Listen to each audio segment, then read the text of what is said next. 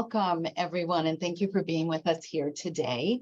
I am Tara Davila, and I have the pleasure and honor of co-chairing the Progreso Latino Fund with Jari EJ, who you'll hear from later in the program.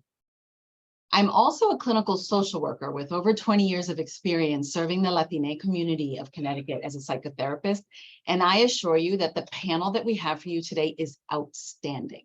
It is made up of people that I know as colleagues and friends and whose passion for supporting the health and well-being of our community shines through. So a little housekeeping. All participants are muted. So if you have any technical difficulties during the program, please don't hesitate to contact us using the chat function at the bottom of your screen. But if you have any questions for our panelists, it would be really helpful if you please put those into the Q&A feature. And also look out for our survey. It is actually from feedback from our first mental health forum that this series was born. So we want to know what you think, and please know that we use your feedback.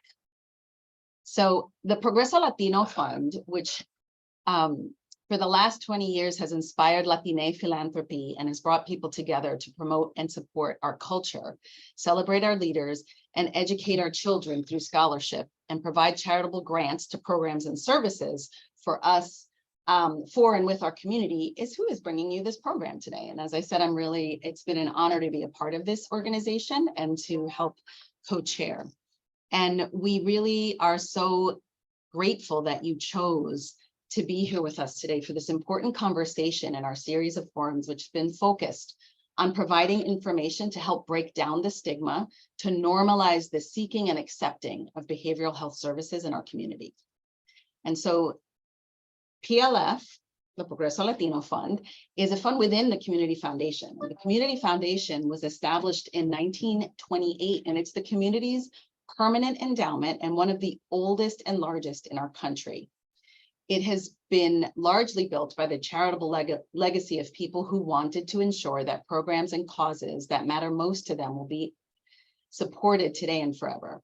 And PLF has been in partnership with the Community Foundation since its inception 20 years ago, and it's really been quite a lovely partnership that continues to grow. So we're in our 20th anniversary. And so mark your calendars, because November 10th, in honor of our 20th anniversary, we will have a celebration. We also have some campaigns that are going on in honor of our 20th anniversary. So PLF is distributing an unprecedented $100,000 in grants over 2 years to continue positively impacting the most urgent issues facing Latinos today. And the advisory committee is introducing the 20th anniversary match campaign to grow the fund and increase its impact. The Community Foundation will match your gift to the Progreso Latino Fund dollar for dollar, excuse me, up to $2,000. And there's a 20th anniversary fund challenge. And so every named charitable fund started by and in support of our Latina community will receive a $2,000 charitable contribution from the Community Foundation. So if you're interested in that, we'll have some contact information. You can always reach out to Liana Garcia. We'll make sure that that's available to you. But there's a lot of exciting things going on for our 20th year anniversary. And we really hope that you'll help join us in both celebrating and growing our mission. So now on to this amazing program. So I'd like to introduce you to Frances Padilla.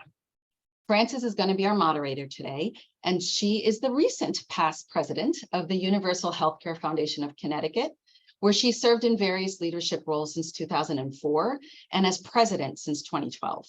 There, Frances led Universal and other organizations and funders in committing to strengthening the capacity and infrastructure of our community organizing to build grassroots power for racial health and social justice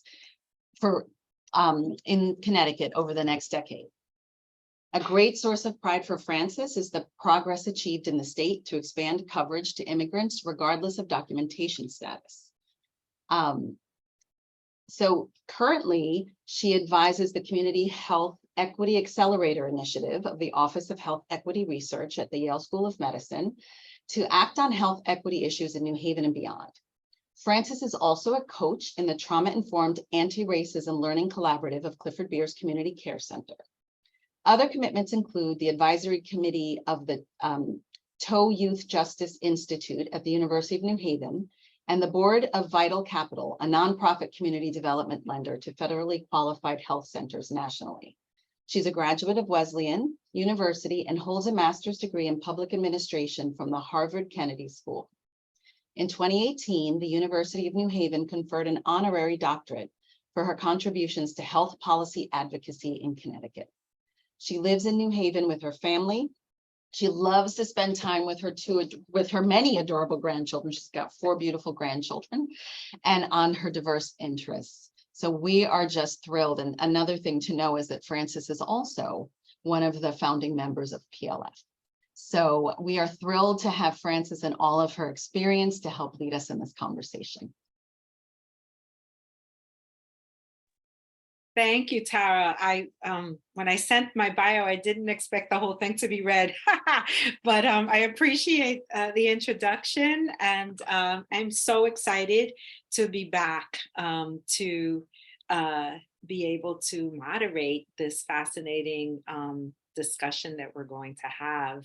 And I want to really get us going, because we're not going to have enough time, I assure you, to explore this issue of children's mental health in the Latine community.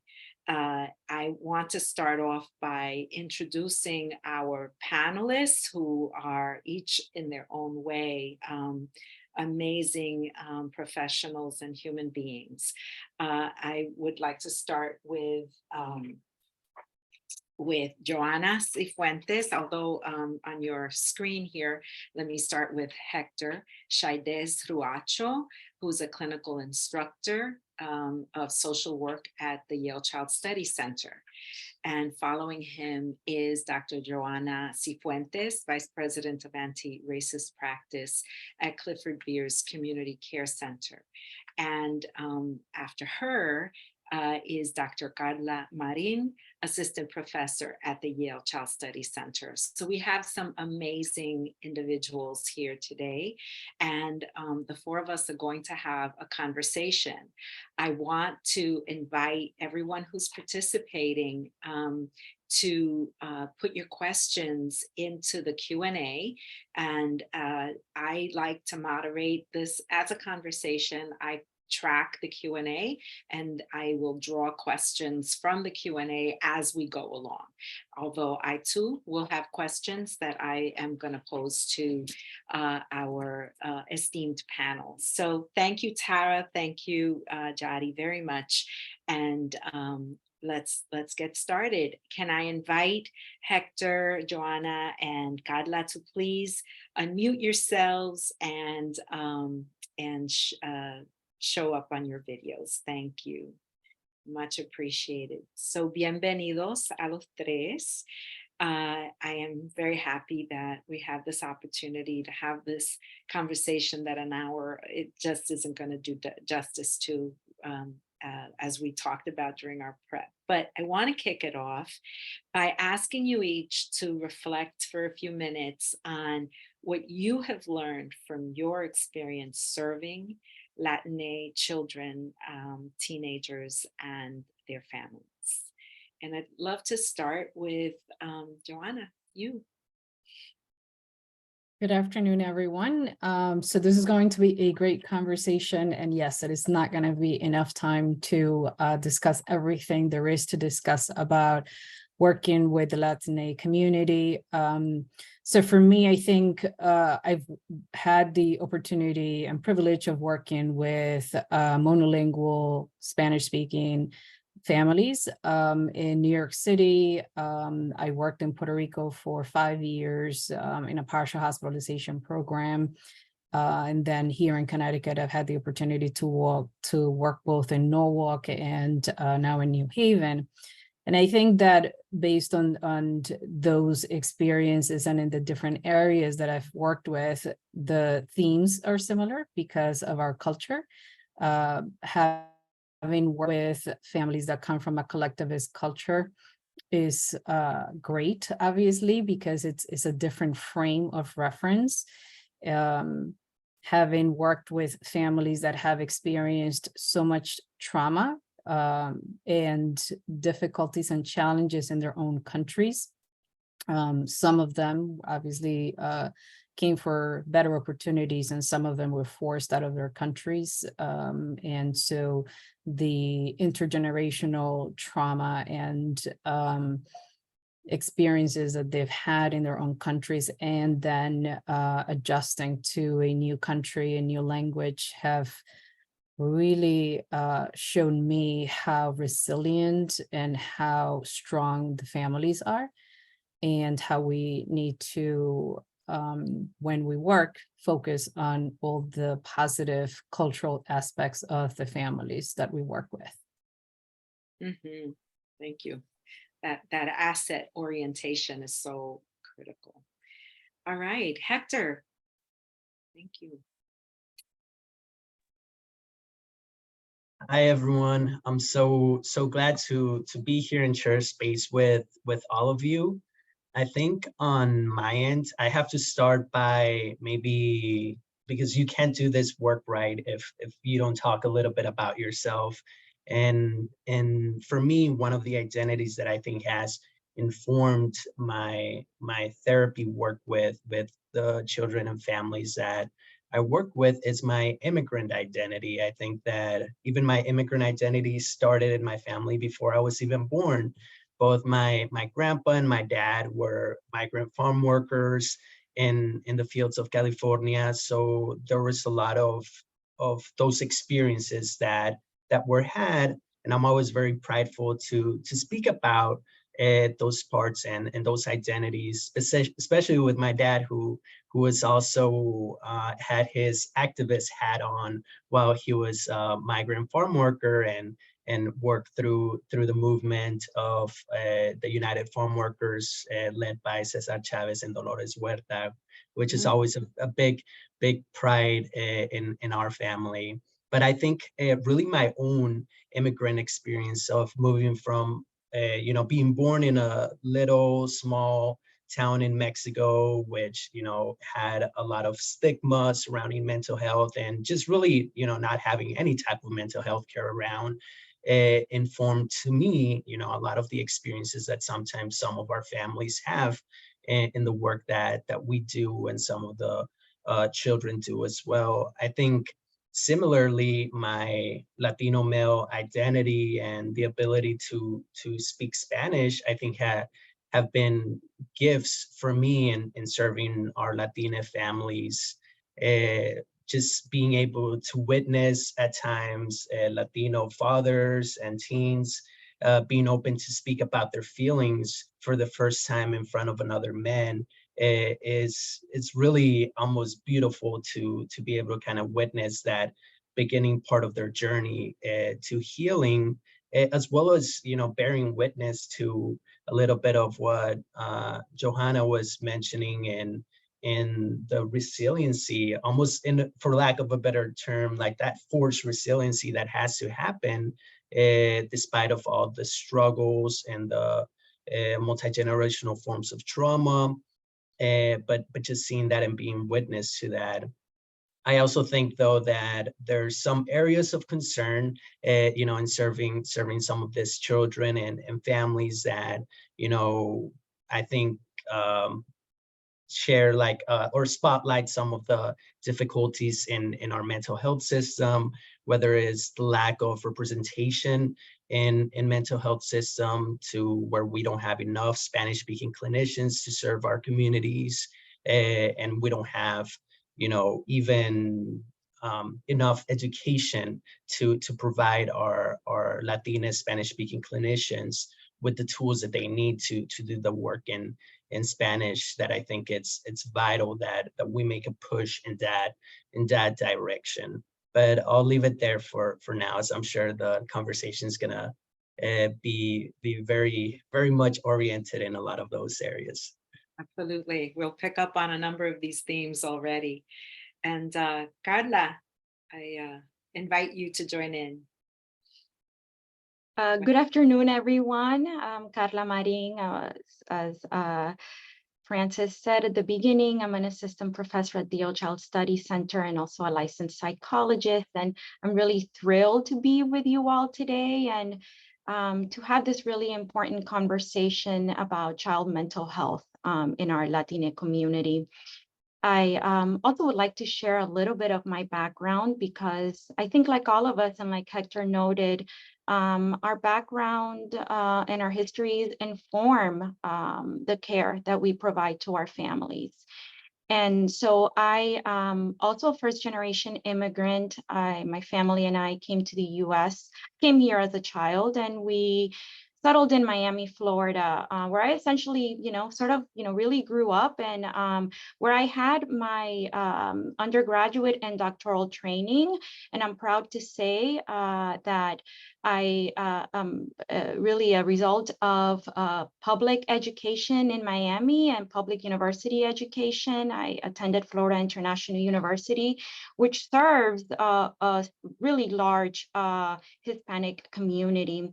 And so I guess I want to say that given that my doctoral training happened in Miami, where I grew up, I was fortunate and really honored to do most of my work, my training with the Latina community, with families who were both had been settled in Miami for several generations, lots of Cuban American families, and also immigrant families.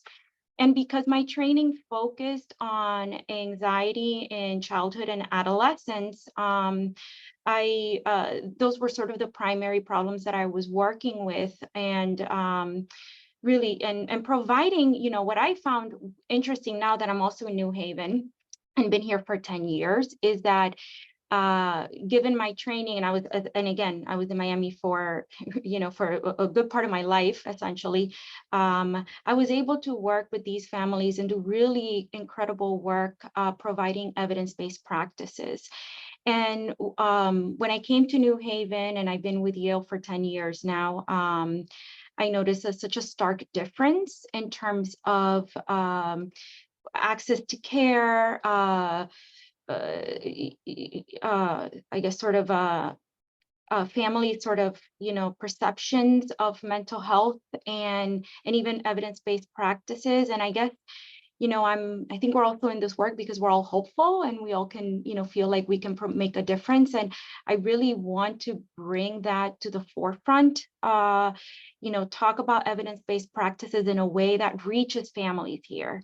In a way that, we're able to still connect with families and as I said, really provide the best care that we can. And, I, would love to hear from everybody else in terms of, their own, the challenges and also, what's been, wonderful about working with our wonderful community.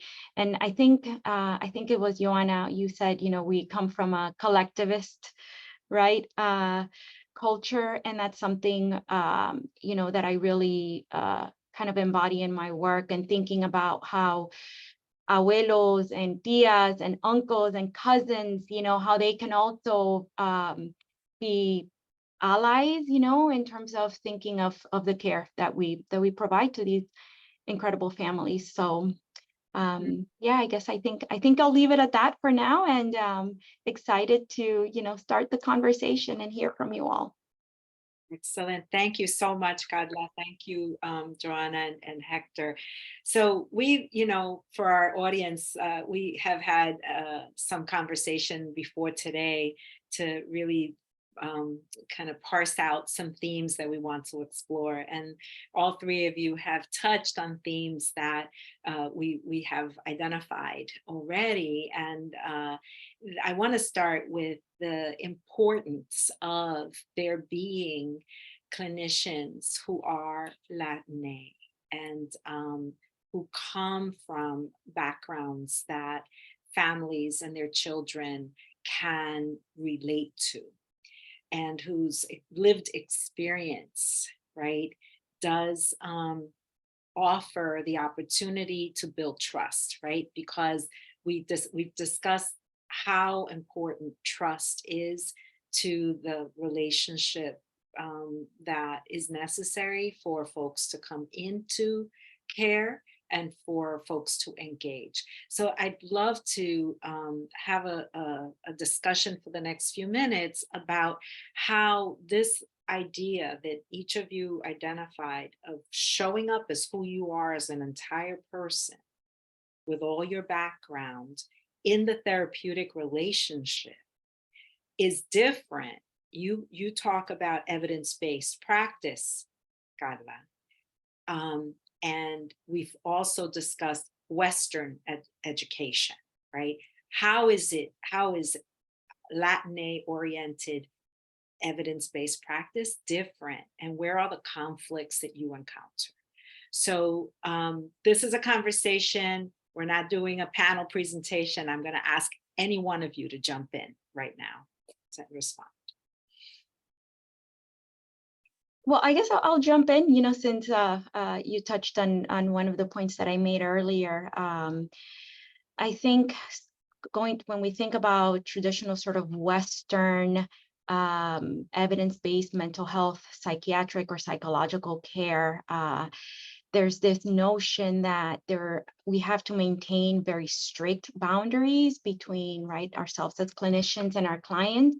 And of course, there is absolutely room for that, whenever you come into any kind of professional or therapeutic relationship. That being said, though, sometimes these expectations of what we were learning through our training in terms of boundary setting may not necessarily sort of work well with our families, with our Latina families. So, for example, I'm going to make some general statements here, but of course we understand there are differences. But one thing that I found, and that I do even to this day as a clinician, I'm always looking to my clients and the families and taking their lead. And so if someone offers a gift because they were, really grateful, or they make a dish at home and they bring it to my office because, again, they're grateful for the work that I'm doing, or they want to give me a hug, or maybe they want to send me, a birthday card or whatever it is, at the beginning in my training, I was sort of, since I was told like, no, this is not okay. I didn't know how to handle those situations, but something left me feeling quite uncomfortable because I knew, as being raised Latina, that, this wasn't coming from a place of this family wanting to cross boundaries. It was just essentially family showing their appreciation and gratitude. And as I became more comfortable sort of in my skills and in my area of expertise, I realized that this was something that I really needed to open myself to make, to ensure that the families trusted me and that we were seeing sort of eye to eye. And so there are sort of these sort of, I guess, almost like simple things that I think we can do as clinicians, and it may seem to others that, oh, this is not okay because you're accepting. I remember, I'll give you just by way of an anecdote, and I'll be sure because I want to hear about what you all, Yohanna and Hector, have to say. There was a family who was we were terminating treatment, and they brought in, I think, a $50, what was it? Like a restaurant, like a gift certificate, that they wanted to give to me as a therapist. And I remember there was this whole thing and conversation with my supervisor. Should I accept it? Should I not accept it? And I remember I had to give it back. And, in hindsight now, I realized that I should have accepted the gift because, again, it was coming again from a place of gratitude. And so there are sort of these kinds of messages that we receive during our training where we're told, no, this is not okay, and it's important to keep boundaries. But I think it comes, unfortunately, from there being a lack of or not insufficient number of Latine clinicians, Latine academics who are not understanding. And again, right, I mean, and so where there is this lack of understanding of cultural competency, which is cultural competency, it's not sufficient to be bilingual, right? That's We have to understand what are the cultural values that these, families, that families, are, that are important to them. And so, so anyway, yeah, so I just wanted to share that with you all. No, I appreciate that. And we always talk about how there's such a stigma about mental illness, mental health in general. Let's talk about it in a health perspective, and that building trust is an essential first step, and that it's an ongoing kind of thing. And trust can be, a colleague recently said something that stuck with me, which is it takes a long time to build trust and a very short time to lose it. And the importance of that is that here you have a relationship that has been built out of which a lot of gratitude evolved. And the family is trying to express their gratitude, and the rejection of the gift can have the unintended consequence of breaking down trust, right? So Yohanna, Hector? Yeah, I wanted to add that what the examples I think that Carla was mentioning are related to the important piece of our work, that is not only to be able to deliver a service in a language, but the bicultural piece, which I think we lose even if we are Latinos, even if we are from that culture, we lose all of that in school, because we go to school and we are taught, forget about what you know, this is what you need to do, this is the model, this is the standard, and you have to do it based on this standard. There's a movement now to decolonize mental health, right? Because there is not a standard. There is a way of seeing families and helping families through traumas and different experiences that they've had, but there is not this standard, and the Western way of doing things is not the right way to do it. It's one way of doing it.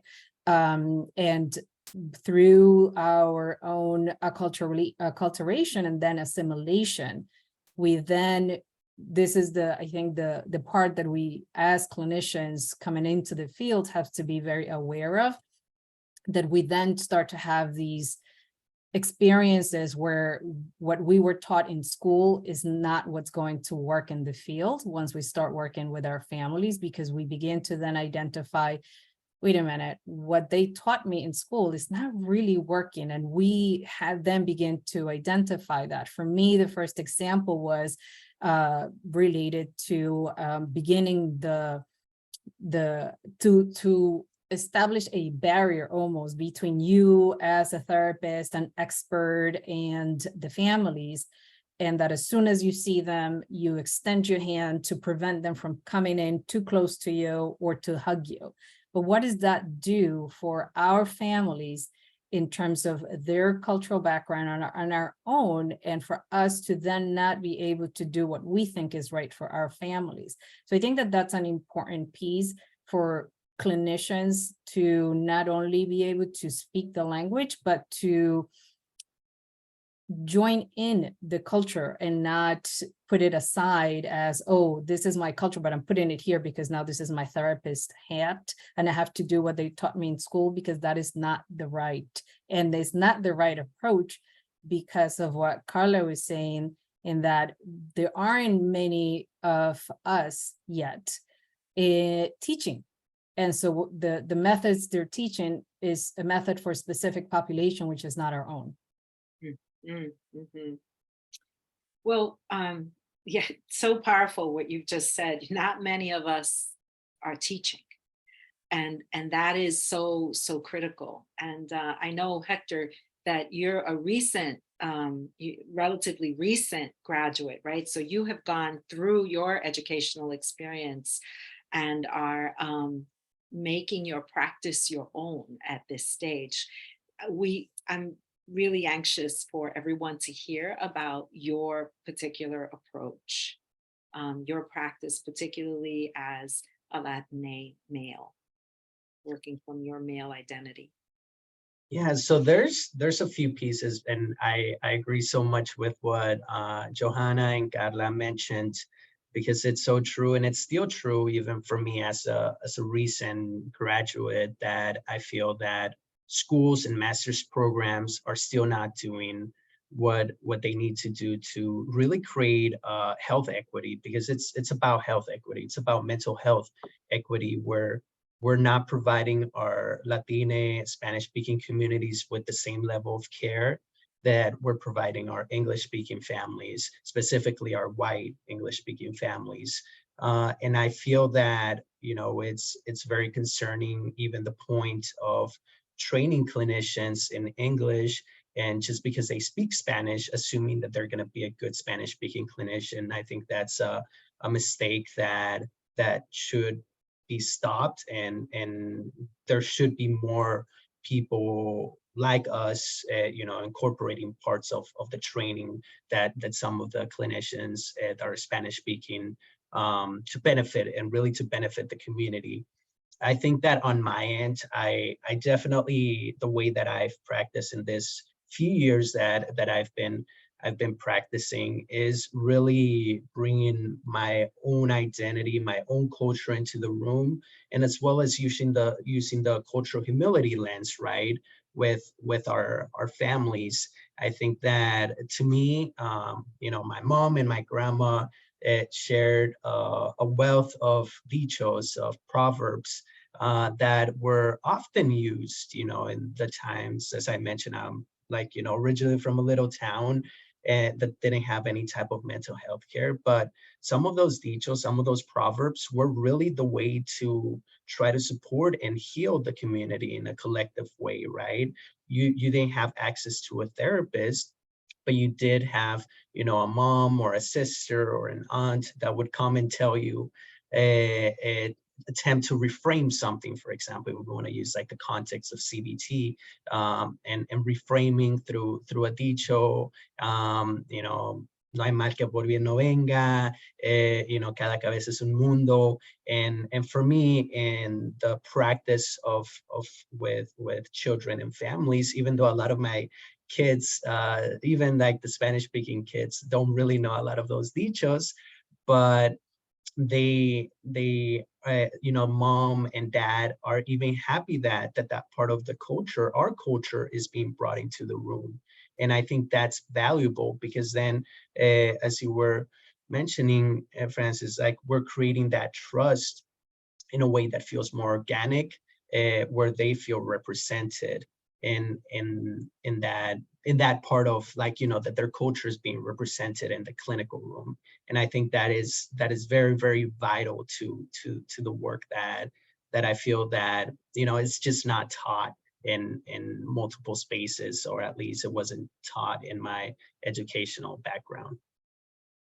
Well, I just clarified in the chat that dichos and refranes are sayings and wisdoms that we grow up with. And it's so interesting because there's some that you've heard since childhood. Like, I know in my family, there are some that are like ingrained in me. And when I have a problem or a challenge, like, some of those will pop right to the forefront of my mind as, you know, ways to think about a situation or deal with a challenge. And so it is a way to connect with people from where they are. That this cultural humility concept, I mean, it really is so important. I'd like you to talk a bit more about how you engage as a male clinician with boys and their fathers. Yes, so I think I love talking about this, because I feel like this is also personal in a way. You know, I grew up in the Latina culture, where you get all of this almost reinforcers to not share any feelings, right? Where when you're a kid and you cry, it's almost, you almost like get punished, or you're like, hey, boys don't do that. It's only girls who cry. And you kind of learn like, okay, I can't cry. And then when you express things like, I don't know, in a more aggressive way, it almost gets positively reinforced of like, oh, this is mi hijo, that's my kid, that's my boy. And I think that it's this very toxic parts of our Latina culture that we have to start breaking some of those cycles and start breaking some of those pieces of machismo, of that toxic masculinity that is so real still within our culture, and unfortunately hurts everyone, including men, in that it makes them feel scared to even seek out mental health treatment because they fear that they will be seen as a lesser men if they reach out. I think in my work with fathers and with Latina male teens, it's vital for me to start by even just modeling expressing feelings in session, and I'll be open with them from the start, like, hey, I've gotten these messages too, you know, I understand why there's that hesitation to not go through it, and by, you know, briefly modeling in the beginning part, I think that it makes it feel like, okay, this is a space that's okay. And, you know, through that, you know, I have men who are, you know, some of my children's dads that have never cried in front of another man, and come in and cry for the first time in session in therapy, and really open up to treatment for themselves. And I think that's also, I feel that I have an easier in because of the power of representation, right? Because I'm another Latino man who they're speaking to, and I have easier access for them to be able to open up. And I think this is exactly where, you know, if we could bring some of our field and start, you know, creating more space and more efforts to bring that other Latino men into our field, I think would be vital in increasing also the equity of care for you know, our Latino teens and our Latino men just in general. So much here that I'd like to pursue, multiple lines. I think one of the conversations that is at play here is about what one of you called disenfranchised grief of immigrant and refugee kids and their families. And so the experience starts in the home country, and a lot of that intergenerational trauma that Yohanna talked about began there, and then follows. And the children, right? We're talking about kids today, kids and adolescents, are in two worlds. They're in their cultural world, their family culture and heritage, and they are in the local United States culture. So I would love to unpack that for our participants today and ask, perhaps Carla, you could start, and I'd love to hear from all of you about that. Sure, yeah. You know, this is unfortunately an area that is not talked about enough, and that it's not receiving enough attention, but absolutely there is this disenfranchised grief and sort of bereavement that's taking place even before families, you know, come to the US, grieving because they're leaving behind their entire support systems, their homes, everything that brings comfort to them. And then when we focus on children, and, you know, I do have personal experience with this because, as I mentioned earlier, my family, we immigrated when I was young. I was 7 years old. And, you know, I guess one thing that I think about when we're working with families who are bringing their young children and who may be, you know, struggling with some mental health issues is perhaps this child is going through some bereavement or grief process, particularly perhaps with other caretakers. So we know in our Hispanic community how relevant, for example, our grandparents, and how a lot of them are involved in caregiving and caretaking. A lot of grandparents live at home, right? We live in multi-generational homes. And so there may, or maybe an aunt or an uncle, right? And so children are grieving that loss of connection, say, with another caretaker that is not mom and dad. And they may be struggling with that at school, at home. Maybe we see that perhaps in the form of sort of depression or even anxiety.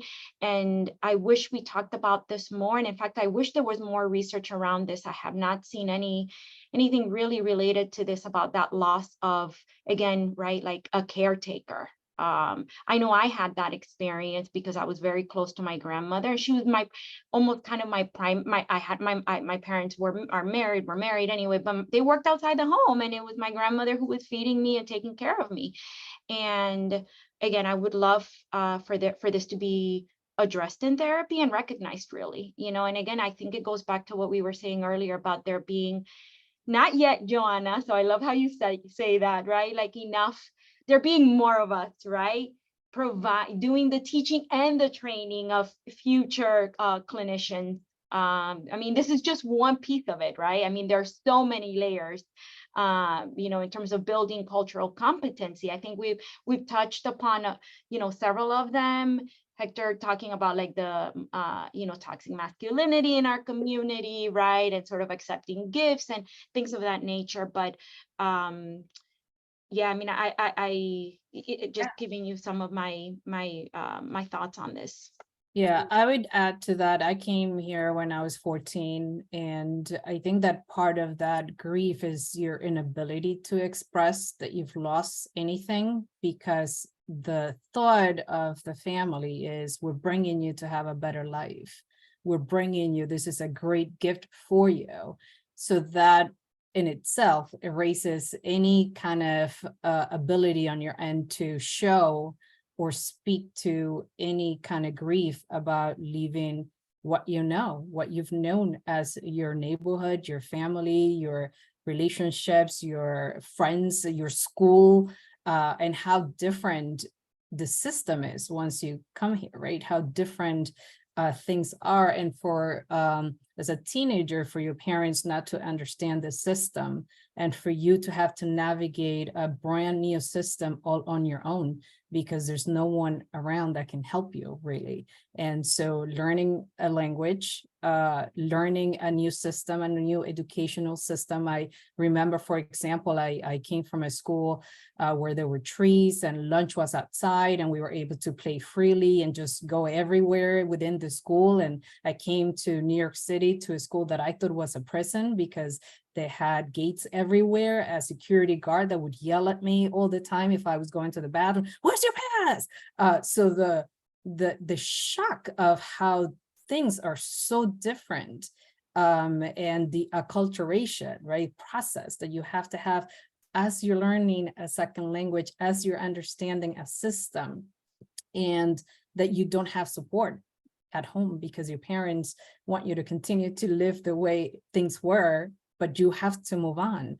And so there's definitely grief that's unexpressed, and that's you're unable to really share it, because the expectation is that you're totally happy with that move. Yeah, it's like you're learning to navigate the system, and you're also helping your parents learn how to navigate the system. You become adultified, right? Adultified as a kid. And so a lot of these complex feelings are very difficult to parse out, and to feel like you have anybody you can talk with.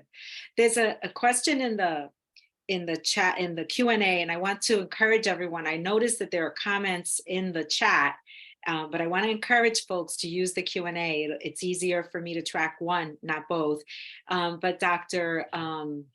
Jaime Martinez, I think, is asking a question about the fact that the Latin community is not homogenous, right? People are from different countries, and while there are a lot of similarities, there's also some important differences. And one of the things in my mind as I listen to this conversation is about the experience of Puerto Ricans too, because Puerto Ricans are American citizens, but Puerto Ricans are also immigrants in many traditional ways. So it's a very strange kind of place for Puerto Ricans.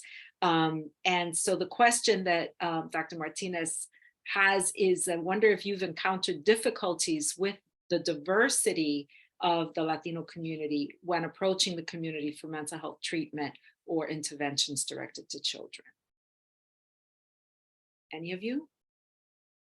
Well, I think it's not, oh, sorry, Yohanna. Go ahead. sorry. I don't think difficulties, I think is just, this is where even within any culture or any kind of services that we're providing, is just you always have to practice cultural humility, right? I learned that the hard way, even thinking that because I was treating on a family that was also Colombian, that I was going to understand their experience, and it was totally different because they were living in a different city, in a different era, and they had experienced things that I never experienced because I lived in the capital, they lived in another place. And so even that taught me a really good lesson of, you can never assume that even if you're in the same neighborhood, even if you're in the same family, you don't have the same experiences, right? Even if we think about our own families, each parent is going to raise their kids in a different way because of even within the same culture. So I think for me, what I've learned is always practice cultural humility, always learn. And one of the challenges for me, especially when I worked with unaccompanied minors that were coming from Guatemala and Honduras and El Salvador, was that they were using words that I didn't know. So I had to start to learn and just ask a lot of questions as they were utilizing words that I didn't know what they meant. And I just started my own dictionary of different words. And then just understanding also the historical and the events within countries that affect. So obviously for unaccompanied minors, I was really embarrassed that at that point I didn't know really what was happening in those countries politically, and that was given a rise to the number of children that were coming to the US. And I had to start to learn about it. So that's another piece of it, is this work is about continued learning in so many different areas, because part of the immigration is also related to a lot of the colonization, the governments, the corruption, there's financial, the exploitation in our countries. There's so much that we have to learn to be able to begin to really understand our families. So there's just a lot to learn. So much to understand about the socio-political and economic contexts that are, that people are really driven away from their countries by. And Carla, you wanted to comment on this question too. And I just want to really kind of highlight, I guess, what Yohanna was saying, because I was going to say something similar. And I think we all work on cultural humility, because absolutely, just because I had my experience as a 7-year-old coming from Nicaragua to Miami, doesn't mean that that whatever, contributed to my background and my history, doesn't mean that this family that I'm working with now, right, will have similar experiences. And like you were saying, Yohanna, just really reminding ourselves of that, right? And I suppose really, like any competent clinician, Hispanic or not, the first thing we need to do is really listen, right? Listen to the children, listen to the parents. And if there is a word that we don't understand, because I also I've been through that also, our Hispanic community is heterogeneous, and there are some families who've been here for multiple generations and are sort of very acculturated and maybe are still holding on to some Hispanic cultural values, and then there's the whole range of that, right? And people we know there are different reasons for migration. And so the context is so incredibly important. And I think, like, I agree with you too, Yohanna, that, you know, I'm always humbled in this field because, you know, I don't know everything, and I don't expect to address every single problem. And I, you know, try to be transparent with that when it is appropriate in our therapy sessions. And for me, like you, I'm always learning, and I'm always learning from my clients and the families that I work with. So maintaining that humility is really important. Absolutely. You know, we've been talking about a lot of this conversation has focused on the clinicians, right? The cultural competency, the training, the development, the availability. And we know that our community in Greater New Haven and Connecticut is large and growing. It's substantial. You know, it's a good 17–18% of the state population. So we've got a very significant population, and there are not enough clinicians. So folks are going without access to care. You mentioned that early on, Carla, that you saw a big difference when you came here 10 years ago in terms of access to care. There's still a whole lot of stigma, and this conversation highlights why there's so much stigma, right? Because folks don't feel understood.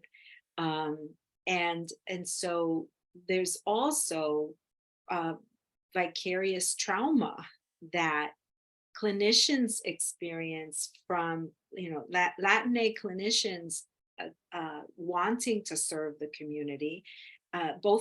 All three of you are in two of the city's leading organizations, Yale Child Study Center and Clifford Beers, well-established traditional organizations, right? Because both are very, very tied to institutions. And so this issue of vicarious trauma, which happens in many of the helping professions, is serious. So how do you take care of yourselves? And how do you encourage other people to enter this field? How about you, Hector? Yeah, I can start us off. I think that it comes with the work that we do, right? And I think that, as you know, you might get the very beautiful parts of this work, and, you know, seeing the healing practices, learning from your families, and having all of these gifts that they give you, whether they be you know, gifts through treatment or actual physical gifts, as Carla was mentioning, from that gratitude. I think that, you know, the part of the work also includes the vicarious trauma, right? And it's a part that I feel that everyone, and I know for me, I was thinking, you know, well, I'm pretty new to the field, you know, maybe I'm gonna have some more space to get to that point of where I'm feeling like a sense of overwhelm.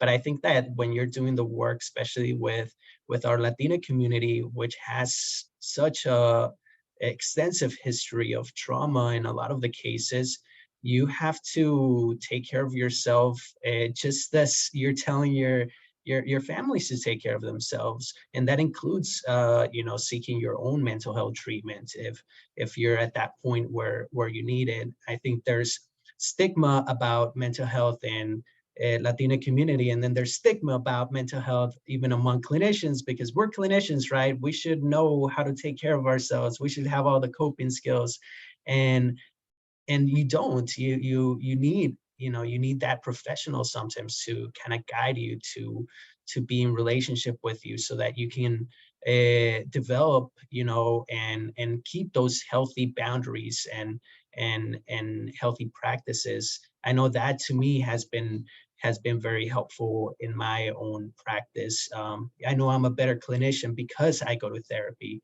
and that would not be the case if I didn't. I also think that, you know, we are, as Yohanna had mentioned, we are a collective community, right? So seeking help from whether it's your supervisors, mentors, your colleagues that experience this with you, you know, relying on your community to show up for you, and your own family, and I think those are vital ways, at least that I personally, you know, make sure that I'm taking myself care of myself in those ways. Yeah. I realize now that we have about 5 minutes left, and I want to make sure that if you, Carla or Joanna, have something to add on this question to what Hector offered, please join in. I also want to make sure that we take a couple of minutes to hear from each of you about an action step that you think is needed. You know, this conversation is important, it's educational, it's informative, it's inspiring to people. And then I think we also want to know that there's some things that need to be done. And what do you think are, you know, the most important things that should be done by in policy and practice? So anything to add to what Hector offered? And if not, let's shift to what do you think needs to be done?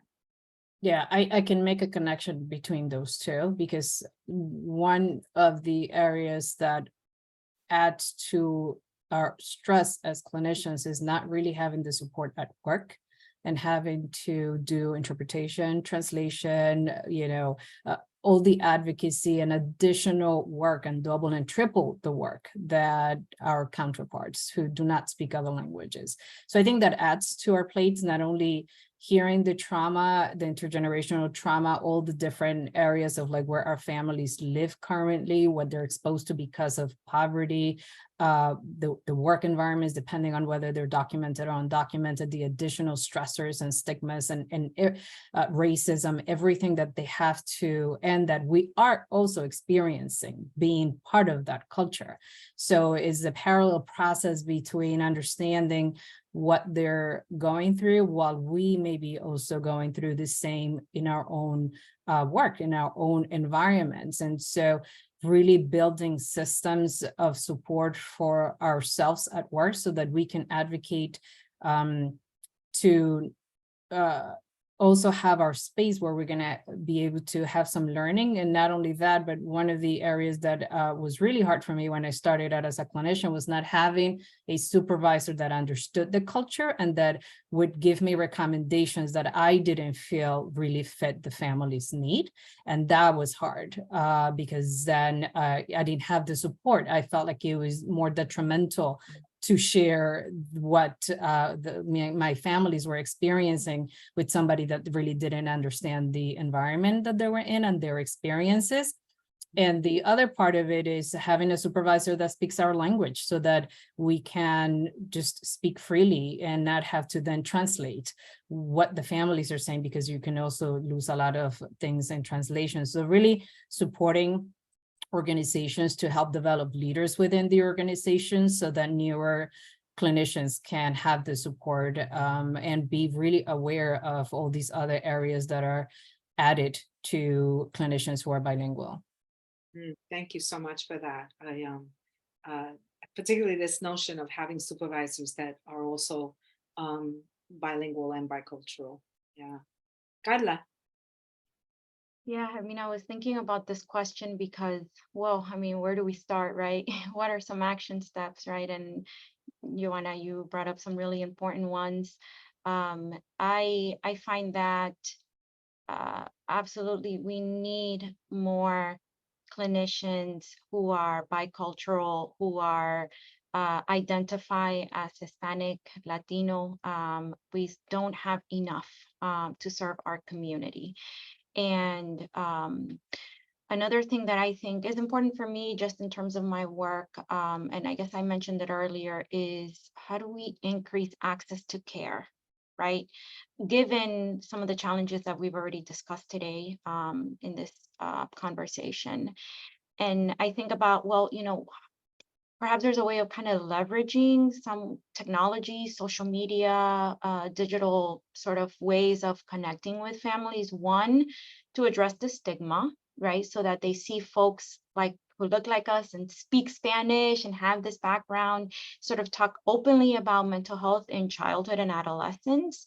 And then finding, opportunities where we can develop interventions or practices that reach a larger community, and because some folks may not have transportation, right? And so I guess I'm going back to what I said earlier about trying to increase access to care, and just in my humble little, work that I'm doing at the Yale Child Studies Center, hoping to kind of work towards that. Thank you very much. And I am so sorry, Hector, but we are at time. Oh, sorry, Hector. I was supposed to pass it over to Jadi to close us out. So this is to be continued. That's all I can say.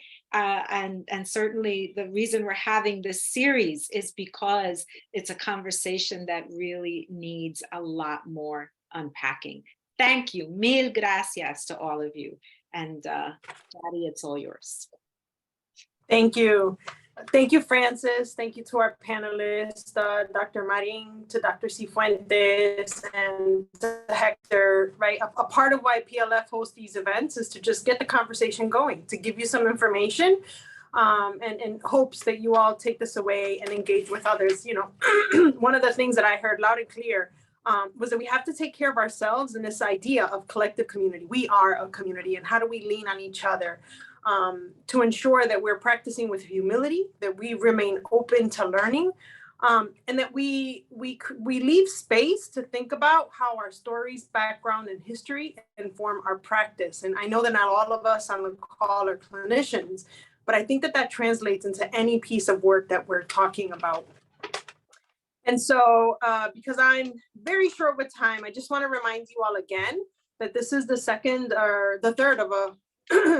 third portion of this forum is going to be hosted on September 29th, and we're going to be looking at cultural mental health focused on elderly. We had a session before this one looking at adults. We spent some time talking about children, and we're going to wrap it up with the elderly. We also have a ticketed event to celebrate our 20th anniversary that Tara talked about in her opening remarks. That will be on Friday, November 10th. So look out in your email for a save the date and information on how to purchase those tickets and help us with building Latine philanthropy through the establishment of additional funds. And last but not least, please take the time to fill out the survey. We believe that what you have to say is important in helping us to continue to build programming that makes sense and addresses the needs of our community. Again, thank you to Francis, our panelists, and all of you for joining us this afternoon. And we will see you again soon. Take care. Thank you all. Take care.